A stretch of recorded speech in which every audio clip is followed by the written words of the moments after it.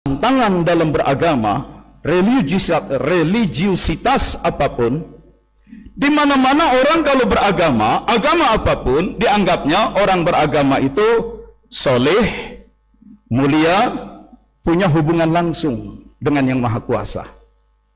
Maka ada kecenderungan orang-orang soleh itu pun diagungkan sedemikian rupa. Terjadilah kultus individu.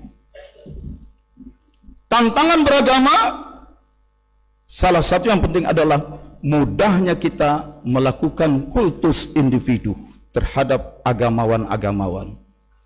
Dan kadang-kadang orang yang dianggap sebagai agamawan pun mengkondisikan, membuat dirinya untuk dikultuskan. Hati-hati. Belum waktunya jadi mursyid, dipaksakan jadi mursyid. Itu berangkat dari kultus. Dan seringkali itu terjadi karena dorongan orang-orang sekitarnya. Karena orang-orang sekitarnya pun punya kepentingan, kalau ini bisa jadi raja, jadi mursyid, maka dia yang ada di sekitarnya bisa mendapatkan manfaat juga. Itu. Hati-hati dengan inner circle, lingkaran terdekat, karena ini menjerumuskan. Ketika Abah Anom wafat, kita udah tahu ilmunya. Dalam Quran itu yang disebut wafat adalah ketika roh dicabut, dikeluarkan dari tubuh, dari badan, dari bashar. Bahwa bashar ini, badan ini, tubuh ini ambruk, blok, itu mati disebutnya. Bagi senang yang mencatat surat Az-Zumar, surat 39 ayat 42. Allahu yatawaffal anfus hina mautiha wallati lam tamut fi manamiha. Jadi manam, tidur pun wafat karena ruh dikeluarkan. Fayumsikul lati qadha 'alaihal maut wa yursilul ukhra ila ajalin musamma. Surat Az-Zumar 39 ayat 42.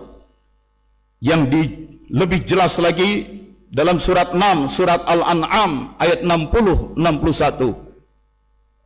Bashar, tubuh badan Abah Anom mati.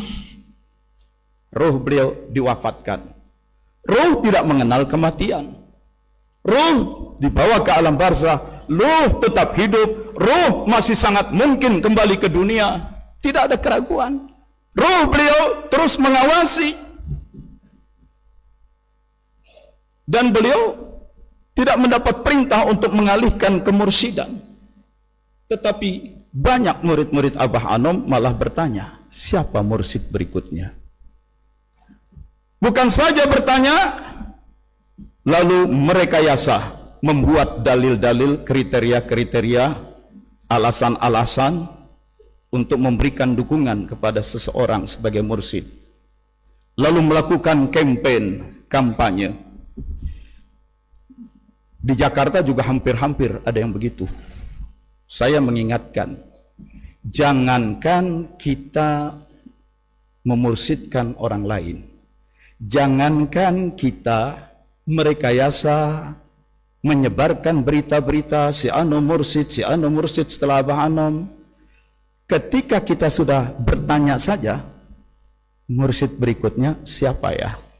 Pertanyaan itu saja sudah membuktikan bahwa bagi dia Abah Anom sudah mati dan tidak berdaya lagi. Pertanyaan itu saja sudah membuktikan melemah, kalau tidak putus, melemah robitohnya kepada mursyid. Alhamdulillah, banyak di antara kita yang tidak pernah ragu sedikit pun. Jangankan mengkondisikan, jangankan mengkampanyekan, berpikir siapa mursyid berikutnya, itu saja tidak pernah muncul. Karena pertanyaan itu saja, itu adalah pertanyaan yang membuktikan dia sudah tidak percaya lagi, tidak yakin lagi Abah Anom menjalankan fungsi keirsadannya dari alam barzah. Itu. Karena itu jangan coba-coba. Ya tapi kan harus ada mursyid. Memang harus ada mursyid.